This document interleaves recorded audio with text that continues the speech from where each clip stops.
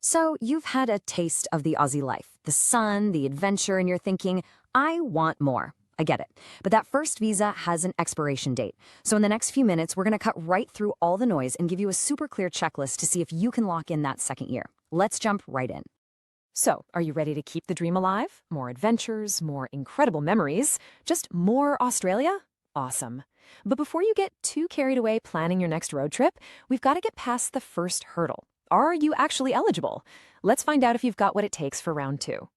Okay, first things first. We're going to tackle the two biggest questions right out of the gate. Do you have the right passport, and are you the right age? Seriously, these are the absolute deal breakers, so let's get them sorted right now.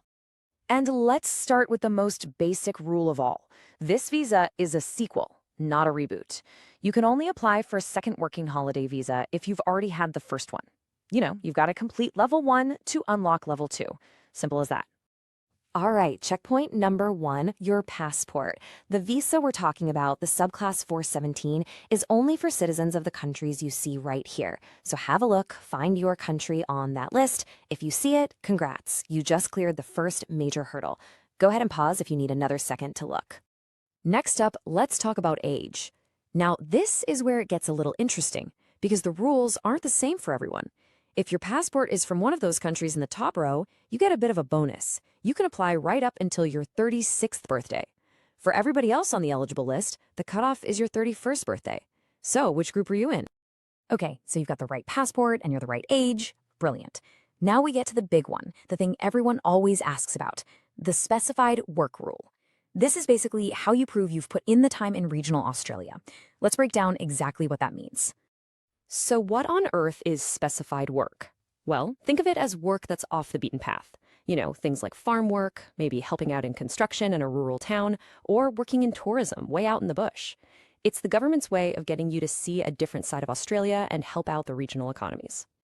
And here it is. This is the magic number. For most people, you need to have done 3 months of this kind of specified work during your first year.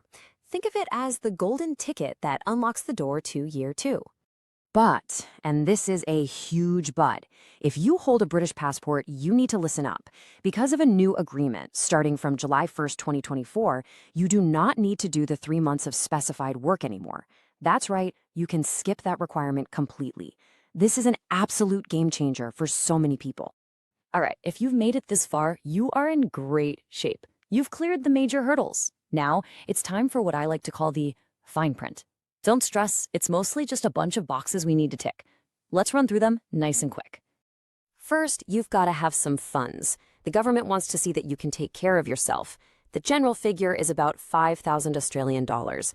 Plus, you need to prove you have enough money for a flight home at the end of it all. It's really just about showing you've got a safety net. Okay, next is the health requirement. This is pretty standard stuff for Aussie visas. You just need to show you're in reasonably good health. Sometimes this means you'll need a quick medical checkup, but not always. And right along with that is the character requirement. Basically, they want to know you're a good person who will obey the law. You'll have to declare any criminal record you might have. Pretty straightforward. Now, this one is a big deal. If you owe the Australian government money for any reason, like an old traffic fine or a tax bill, you absolutely have to pay it back before you apply. They do not mess around with this one. And finally, the last little bit of paperwork. You'll need to read and sign the Australian Value Statement. It's just you confirming that you'll respect Australian laws and the way of life while you're here. Easy peasy. Okay, I need you to lean in and listen really carefully now. This next part is, without a doubt, the most important bit of advice I can give you. Getting this wrong is the #1 way people accidentally ruin their chance at a second year. So please pay close attention. This quote is directly from the Department of Home Affairs, the people who make the decision. When the government itself is telling you, hey, maybe don't leave this to the last possible second, you should probably listen. They're trying to save you from a whole lot of heartbreak. And here's why it's so tricky. Every deadline is based on Australian Eastern Time. So it doesn't matter if you're applying from London or Toronto or anywhere else. You might think you have a whole day left, but in Australia, the clock could be about to strike midnight. You're on their time, not yours. Let me just say this one more time so it really sinks in.